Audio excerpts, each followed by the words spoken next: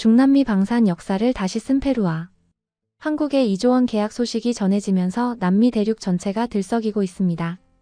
K2 흑표 전차 54대와 K808 100호 장갑차 141대, 총 195대 규모의 이번 계약은 단순한 무기 거래를 넘어 중남미 방산 지형을 송두리째 바꿔놓을 역사적 사건이 되고 있죠. 지난 12월 9일 페루 리마 육군본부에서 열린 서명식에는 호세 헤리 페루 대통령이 직접 주관에 나섰습니다.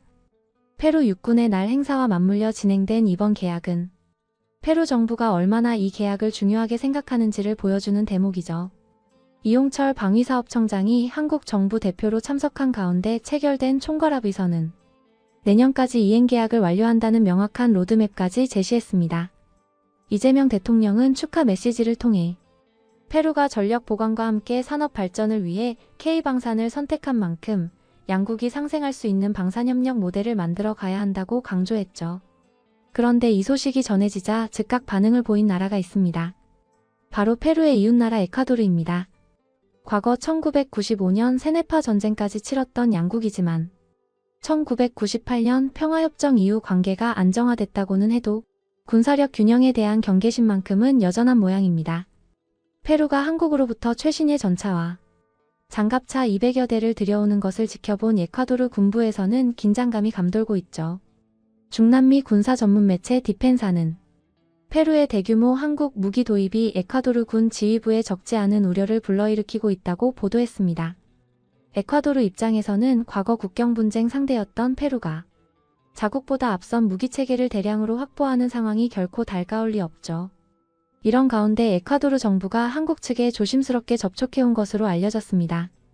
에콰도르는 오는 2025년 5월 부산에서 열리는 국제해양방위산업전에 해군 대표단을 파견할 예정인데 이 자리에서 한국 방산업체들과의 비즈니스 미팅을 통해 호위함과 원양 초계함 도입 가능성을 타진할 계획이죠. 라틴 아메리카 방산협력연구소 관계자는 에콰도르는 페루의 대규모 계약을 보고 자국도 한국과의 군사협력을 강화해야 한다는 목소리가 높아지고 있다며 특히 과거 한국으로부터 함정 3척을 무상으로 기증받은 이력을 들어 추가 지원을 희망하는 분위기라고 전했습니다. 실제로 에콰도르는 한국과 특별한 인연이 있습니다. 한국은 2020년 에콰도르에 300톤급 경비함 2척을 무상 기증했고 2024년에는 3000톤급 함정까지 추가로 제공했죠. 현재 다윈함과 플로레아나함으로 명명된 두 경비함은 갈라파고스 제도에서 마약 단속 임무를 수행하며 2022년부터 2023년까지 무려 4,742kg의 마약을 압수하는 성과를 거뒀습니다. 올해 4월 에콰도르에 입항 예정인 한벨리함은 한국에서 수리를 마치고 에콰도르 해군의 핵심 전력으로 배치될 예정이죠. 이런 성과를 바탕으로 에콰도르 정부 일각에서는 한국이 우리의 안보 파트너라면 페루처럼 대규모 무기 공급도 가능하지 않겠느냐는 기대감이 커지고 있습니다. 특히 에콰도르는 현재 내부적으로 심각한 치안 문제에 직면해 있습니다. 국제 마약 카르텔과 결탁한 교도소 갱단의 폭력 사태가 급증하면서 2024년 다니엘 노보아 대통령은 내부 무력 분쟁까지 선포했죠. 스톡홀름 국제평화연구소에 따르면 에콰도르는 2024년 군사장비 수입 규모를 전년 대비 3배로 늘렸고 국방 예산은 16억 2180만 달러로 최근 10년간 최대치를 기록했습니다. 갈라파고스 해역의 불법 조업 차단을 위한 원양 작전 능력 확보도 시급한 상황이죠. 에콰도르 해군전략연구센터 분석관은 우리는 대륙에서 1000km 떨어진 갈라파고스를 지켜야 하는데 현재 보유한 함정으로는 턱없이 부족하다며 한국처럼 신뢰할 수 있는 파트너로부터 추가 지원을 받을 수 있다면 더할 나위 없이 좋을 것이라고 말했습니다. 하지만 한국 정부와 방산업계의 반응은 명확합니다. 과거 우호국에 대한 인도적 차원의 함정 기증과 상업적 무기 수출은 완전히 다른 차원의 문제라는 것이죠. 방위사업청 고위 관계자는 에콰도르에 제공한 함정들은 우리 해경에서 퇴역한 장비를 갈라파고스 해역 보호라는 인도적 목적으로 지원한 것이라며 신규 무기체계 수출은 정식 계약과 대금 지불이 전제되는 상업적 거래라고 선을 그었습니다. 한국 정부는 에콰도르가 마덱스에서 관심을 보이는 호위함이나 초계함 도입에 대해서도 정식 계약 절차를 거쳐야 한다는 입장을 분명히 했죠.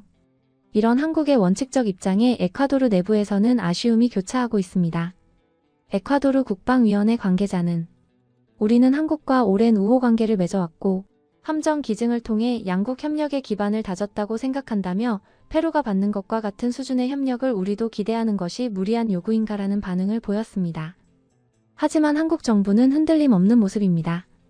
페루의 경우 2012년 KT-1 훈련기 20대를 시작으로 10년 이상 꾸준히 한국 무기를 도입하며 신뢰를 쌓아왔고 이번 2조 원 계약도 그 연장선상에 있다는 것이죠. 실제로 페루는 한국 방산과의 협력에 상당한 공을 들여왔습니다. 2024년 4월 리마에서 열린 시디프 방산 전시회에서 현대로템은 K2 전차를 중남미에서 처음으로 실물 전시했고 페루 육군은 안데스 산맥 험준한 지형에서도 운용 가능한 K808 장갑차의 페루형 모델에 큰 관심을 보였습니다. 페루 육군 군수사령부 호르헤 아레발로 소장은 일찍이 한국 방산 발전 모델이 페루군 현대화의 로드맵이라고 공개적으로 밝힌 바 있죠. 이런 장기적 신뢰 관계가 있었기에 호세 해리 대통령이 직접 서명식을 주관하는 파격적인 대우가 가능했던 겁니다. 여기에 페루는 단순 구매를 넘어 현지 생산과 기술 이전까지 추진하고 있습니다. 현대로템은 2억 7천만 달러를 투자해 페루 내 조립 생산 라인을 구축하고 2040년까지 총 430대의 전차와 장갑차를 현지에서 생산할 계획이죠. 페루 국영 방산기업 FAM과의 협업을 통해 부품의 30%를 페루 현지에서 조달한다는 목표도 세웠습니다. 이는 페루 방위산업의 자립을 돕는 동시에 한국 기업에게는 중남미 생산 거점을 확보하는 윈윈 전략입니다. 국방대학교 안보전략연구소 관계자는 페루는 단순히 무기를 사는 것이 아니라 자국 방산 생태계 전체를 한국과 함께 키우려는 것이라며 이런 장기적 비전이 있어야 대규모 계약이 성사될 수 있다고 설명했습니다. 반면 에콰도르는 아직 구체적인 청사진을 제시하지 못하고 있습니다. 국방 예산을 대폭 늘렸다고는 하지만 16억 달러 수준으로는 페루처럼 2조 원대 계약을 소화하기 어렵죠. 게다가 에콰도르는 여전히 미국, 러시아, 이스라엘 등 여러 나라의 무기를 혼용하는 상황이라 한국 무기체계로의 전면적 전환도 쉽지 않습니다. 방산 전문가들은 에콰도르가 정말 한국과의 협력을 원한다면 장기적 계획과 충분한 예산 확보가 선행돼야 한다고 입을 모읍니다. 한국으로서는 중남미 시장에서 확실한 원칙을 세우는 것이 중요한 시점입니다. 페루와의 성공적인 계약을 발판으로 콜롬비아, 칠레, 아르헨티나 등 다른 남미 국가들도 한국 무기에 관심을 보이고 있죠. 이런 상황에서 특정 국가에 특혜를 주거나 무상 지원을 남발한다면 시장 질서가 흐트러질 수 있습니다. 한국 정부는 인도적 지원과 상업적 거래를 명확히 구분하고 모든 국가에 동일한 기준을 적용한다는 입장을 재확인했습니다. 에콰도르가 정식으로 호위함이나 초계함 도입을 추진한다면 페루처럼 정당한 절차와 대금 지불을 통해 진행될 것이라는 얘기죠. 에콰도르의 경우 당장은 아쉬움을 삼켜야 할 것 같습니다. 과거 한국이 베풀었던 호의를 근거로 추가 지원을 기대하는 것만으로는 부족하죠. 에콰도르를 비롯한 중남미 국가들이 이 메시지를 어떻게 받아들이고 행동할지, 그리고 한국이 이 거대한 시장에서 어떤 입지를 구축해갈지 귀추가 주목됩니다.